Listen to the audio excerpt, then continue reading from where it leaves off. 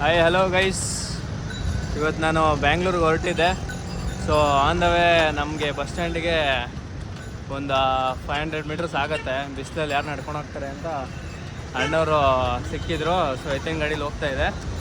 ನೀವೆಲ್ಲರೂ ಕೇಳಿರ್ತೀರಾ, ಯೂಶಲಿ ಈ ಹಳ್ಳಿ ಕಾರ್ ಅನ್ನೋದು ಒಂದು ತಳಿ ತುಂಬ ಫೇಮಸ್ಸು.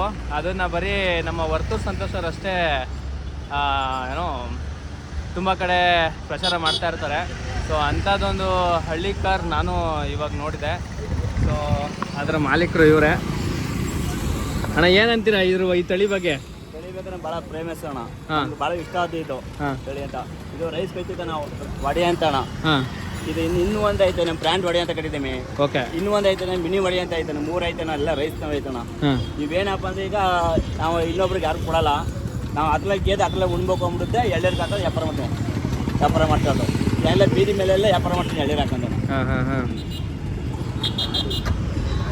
ಸೊ ಎಷ್ಟೋ ಸಿಟಿ ಹುಡುಗರು ಕನಸು ಆ್ಯಕ್ಚುಲಾಗಿ ಏನಂತಂದರೆ ಬ್ಯಾಂಗ್ಳೂರಲ್ಲಿ ಚೆನ್ನಾಗಿ ದುಡಿದು ಊರ ಕಡೆ ಹೋಗಿ ಅಥವಾ ಎಲ್ಲ ಒಂದು ಕಡೆ ಜಮೀನು ತೊಗೊಂಡು ಈ ಅಗ್ರಿಕಲ್ಚರ್ ಮಾಡಬೇಕು ಅನ್ನೋದು ತುಂಬ ಇರುತ್ತೆ.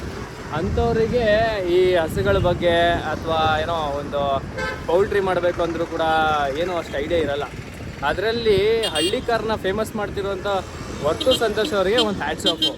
ಅಂಥ ಫೇಮಸ್ ಆಗಿರೋ ತಳಿನ ಬ್ರದರು ಪರ್ಚೇಸ್ ಮಾಡಿ ಅದನ್ನು ಅವರ ದಿನನಿತ್ಯ ಬಿಸ್ನೆಸ್ ಪರ್ಪಸ್ಗೆ ಯೂಸ್ ಮಾಡಿಕೊಂಡು, ಪ್ಲಸ್ ಅದಕ್ಕೆ ಆದಂತಹ ಒಂದಷ್ಟು ಎಕ್ಸ್ಪೆನ್ಸಸ್ ಏನಿರುತ್ತಲ್ಲ ಅದು ಹೇಳೋಕ್ಕಾಗಲ್ಲ ನಾವು.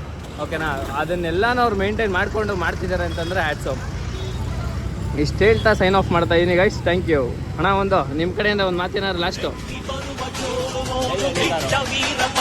ಜೈ ಹಳ್ಳಿಕಾರ್.